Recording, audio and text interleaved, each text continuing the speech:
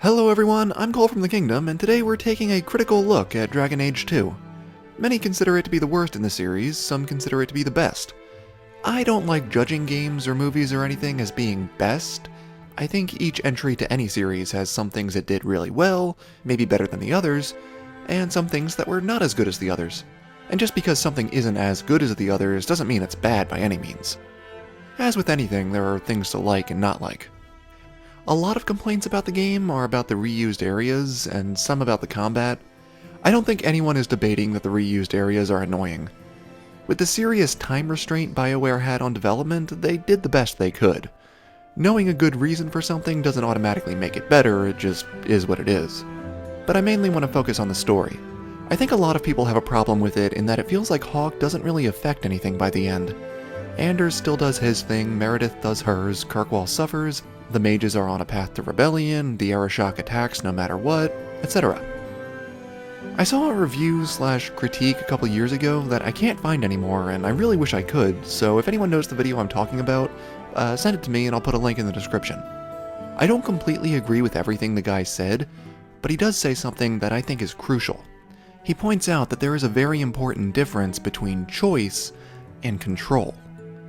Playing games like this, we expect that our choices will affect the outcome, but the truth is that life doesn't always work that way. It reminds me of one of my favorite quotes from Star Trek. It is possible to commit no mistakes and still lose. That is not a weakness. That is life. It's possible to do everything right and make all the right decisions and still fail. When looking at the game in that light, I think it becomes much more impactful. Hawke can do everything in their power to save the city, but it ends up just not being enough. I think that works well for the story they told and for the character of Hawke. Because think about all the things that happened that were beyond Hawke's control. Bartrand stealing the idol, the Arashok being fed up with the city, Isabella running off, Meredith going mad, Anders losing his way. There wasn't much Hawke could have done about most of these things. We maybe could have killed Anders sooner or turned the Templars on him, and we may have killed Meredith sooner, but, well, those are no small acts. It's like Kirkwall was determined to tear itself apart, which may not actually be far from the truth, and Hawke was at the center of it, doing everything they could to stave off the inevitable. There was nothing more you could have done. You just have to hope you did the right things and be prepared to face the consequences. Choice is not control. That's the critical point. And if you take that as a lesson from Dragon Age 2, I think it enhances the story. But that's just my opinion. I think it's an appropriate ending for Kirkwall and Hawke, at least for that entry in the series.